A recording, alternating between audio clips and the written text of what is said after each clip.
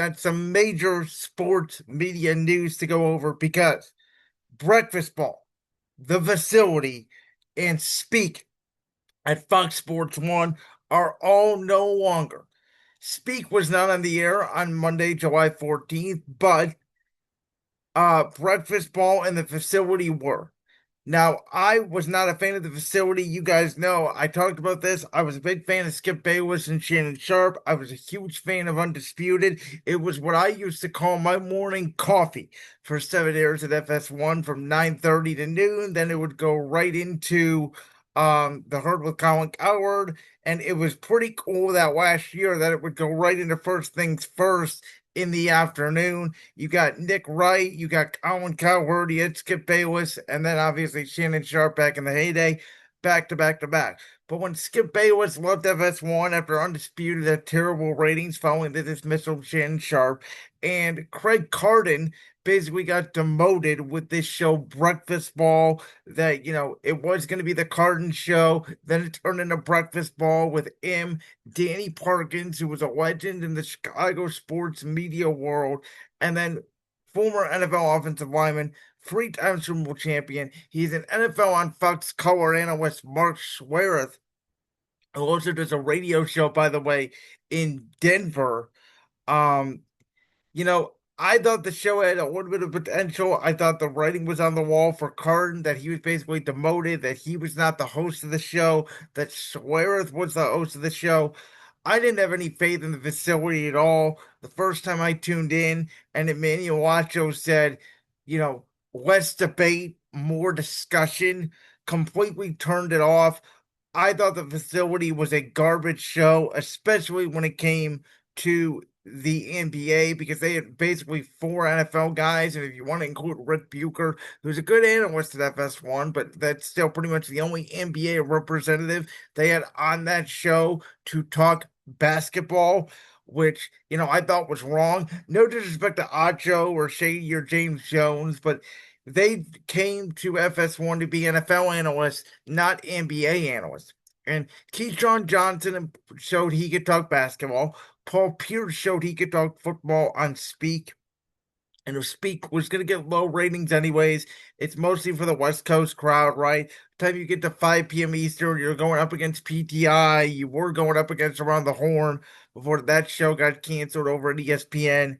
It's after you've gone through the herd and First Things First, for those of us that are FS1 listeners slash viewers, sort of get tuned out by the end of the day, like you're done listening to sports talk by the time you get to Speak. I didn't think the Keyshawn and Pierce have the chemistry with Joy Taylor than they did with Skip Bayless over there on Undisputed. And so it's interesting that, Joy Taylor's obviously out of the network. Craig Carden is out of the network, which may say more about Carden's salary. I keep hearing Carden may return to WFAN radio, but that FS1 is once again going to completely reshuffle their morning lineup. What's interesting to me is what is going to come out of this. Could Danny Parkins get his own show? There's a lot of speculation out there about Danny's just going to be the fourth person on with Nick Wright, Kevin Wildes, and Chris Bouchard on First Things First.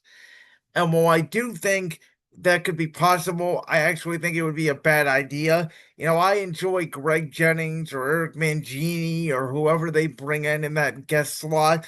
But once you get five guys at the table, it would feel too much. I think Mangini and Greg Jennings are a fixture of the show. Maybe I think having Danny Parkins in as a guest every once in a while, or even filling in like he has for Brew, Wilds, or Nick makes sense, but I don't think making him a permanent fixture of the show makes sense. Danny is a very talented broadcaster. I would love to see him get together, stay on FS1, and have another show. Maybe it's a radio like show. Maybe he's the morning version of Cowherd. I don't know.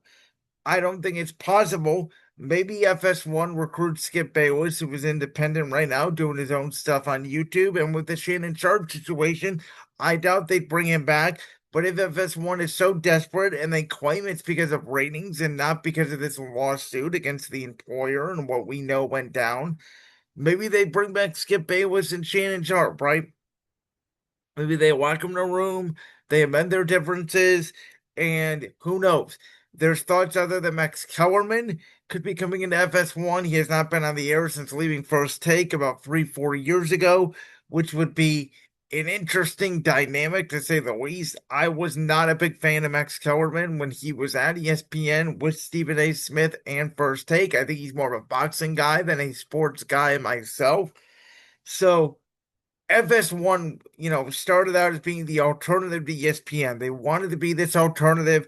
Jamie Horowitz was at the network, right? You had Skip Bayless brought in, Colin Cowherd was brought in, Chris Broussard was brought in, Chris Carter was brought in.